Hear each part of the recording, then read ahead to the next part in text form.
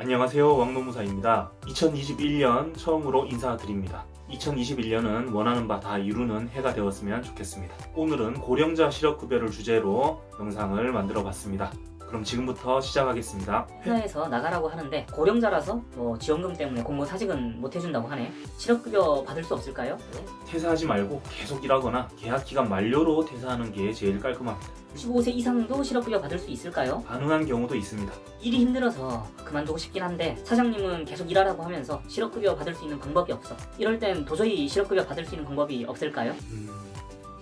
안녕, 왕노무사야. 오늘은 고령자 실업급여에 대해서 알아볼게. 실업급여 부정수급해보자 이런 얘기가 아니야. 어떤 오해들로 인해서 내가 받을 수 있는 실업급여 못 받게 되면 억울하니까 그런 일은 없어야겠지. 먼저 고령자 기준부터 알아볼게. 고령자 고용법에서는 만 55세 이상을 고령자라고 분류하고 있어. 고령자 고용유지지원금 관련해서는 만 60세를 기준으로 보기도 해. 이런 고령자들 실업급여 많이 받고 있을까? 쉽게 받을 수 있을까?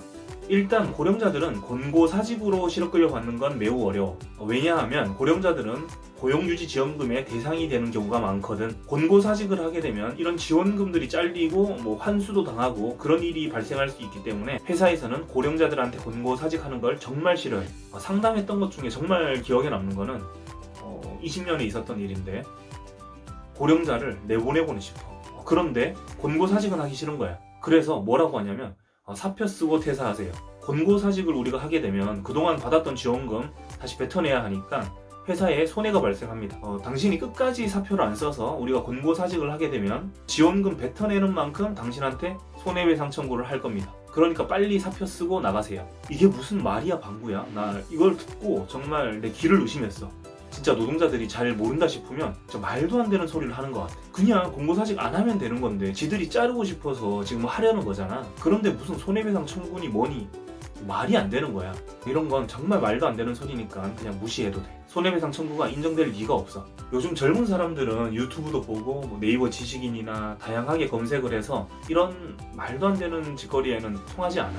그런데 좀 나이가 있으신 분들은 뻔히 알면서도 일을 크게 벌리고 싶지 않아서 그냥 당하는 경우도 있고 잘 몰라서 당하는 경우도 있어. 그래서 이 영상을 보는 여러분들이 주변에 이런 어려움을 겪는 고령자분들이 있으면 이런 내용을 좀 알려줬으면 좋겠어. 고령자들은 권고사직으로 실업급여 받는 건 매우 어려워. 회사에서 안 해주려고 하니까.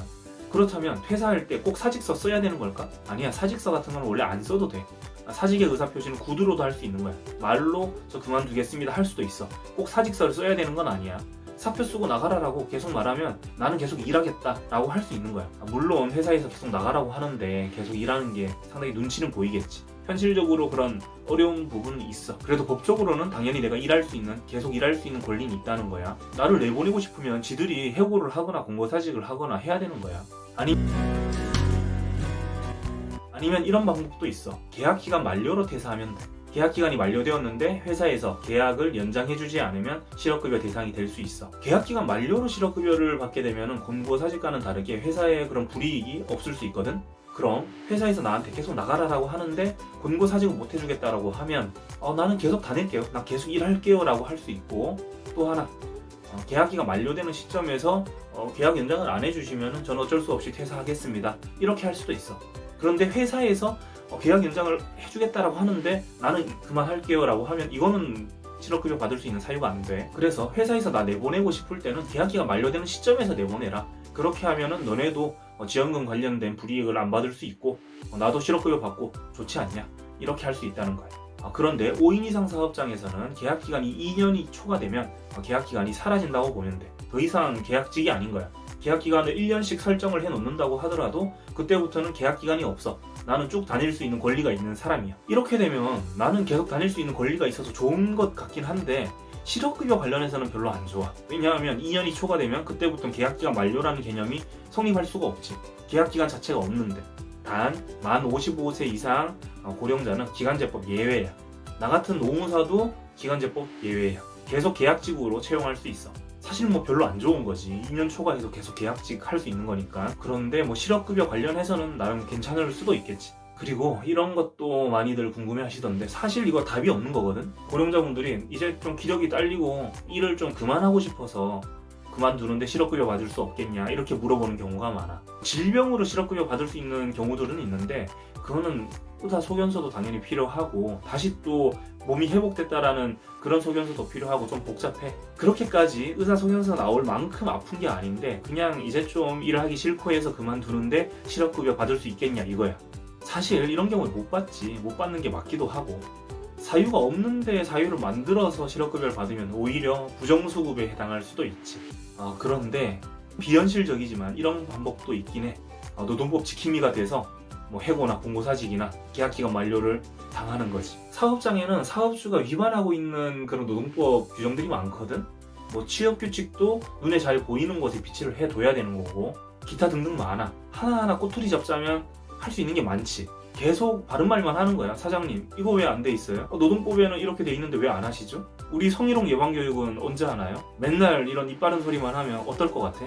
계약기간 만료되는 시점에서 재계약하고 싶어? 내가 사장이면 이 사람이랑은 계약 그만하고 싶을 것 같아. 그래서 계약기간 만료로 퇴사를 당하면 뭐 실업급여 받을 수 있는 사유가 될 수도 있겠지. 이게 방법이라면 방법일 텐데 보통 멘탈로는 못해. 뭐 어찌 보면 좀 사악한 방법처럼 보일 수도 있는데 그런데 다시 생각해보면 사업장에 안 지켜지고 있는 노동법들이 많은데 그걸 뭐 지키자고 말하는 게 잘못된 건 아니야. 그지? 다음 65세 이상도 실업급여 받을 수 있을까? 65세 이전부터 쭉 다니다가 65세 넘어서 이렇게 비자발적인 퇴사를 하게 되면 실업급여 받을 수 있어. 그런데 내가 입사하는 시점이 65세 이상이면은 그때부터는 실업급여 받을 수 없어. 그런데 상당히 애매한 경우도 있어. 보통 고령자분들은 용역회사나 파견회사에 소속돼 있는 경우가 많거든. 뭐 경비원분들이나 뭐 건물에서 청소하시는 미화 노동자분들이 그래.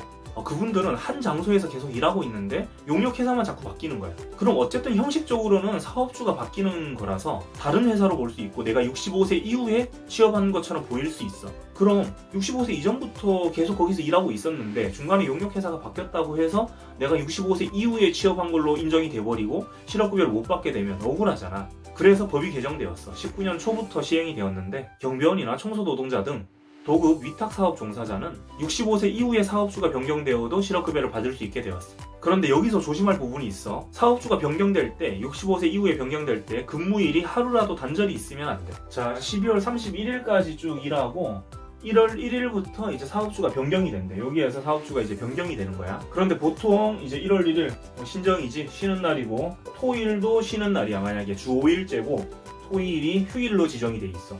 그럼 이런 경우에는 31일까지 하고 이제 4일부터 다시 시작하는 걸로 해도 그 사이가 이제 다 휴일이잖아. 그러면 단절된 것으로 보진 않아. 그런데 만약 1월 1일이 이게 쉬는 날이 아니야, 휴일이 아니야, 아니면 이거 둘 중에 휴일이 아닌 날이 있어. 그날이 있는데도 일을 안 하고 31일까지 일하고 1월 4일에 다시 일한다.